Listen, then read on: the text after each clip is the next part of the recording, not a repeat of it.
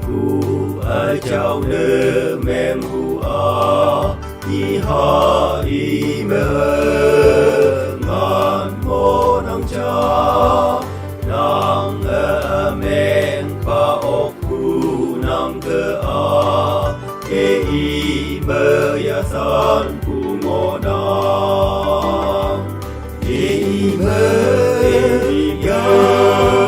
sa le ngan mo na i ye ngan mo na i me ya sa le ngan mo na tôi như nhí a ha i me a so pu me pu ya ne ngo hu pu a Giêsu i me ngan mo nang cha Calvary me chao na se win ke yeu e i me ya san pu mo na e i me ya sa le ngan mo na i ye ngan mo na e i me ya sa le ngan mo na tôi như nhí a ha i me a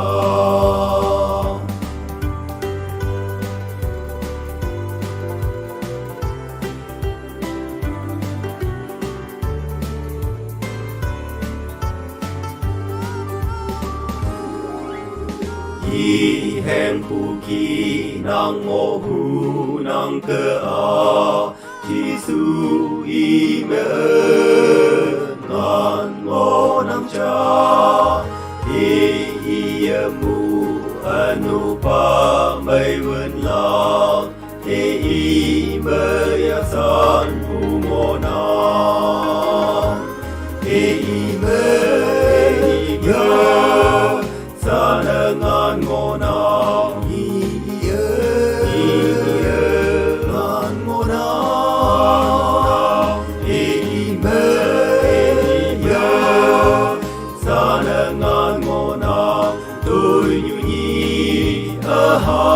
i me a nang ang pa Krista sâu san hu pu a Giêsu i me ngan mo nang cha i pak pi me i men yong hu pu a e i me ya san pu mo na e i me ya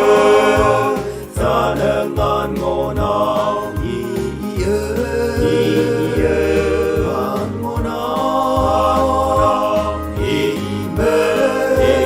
ya sa le ngan mo na tôi như nhí a ha i me a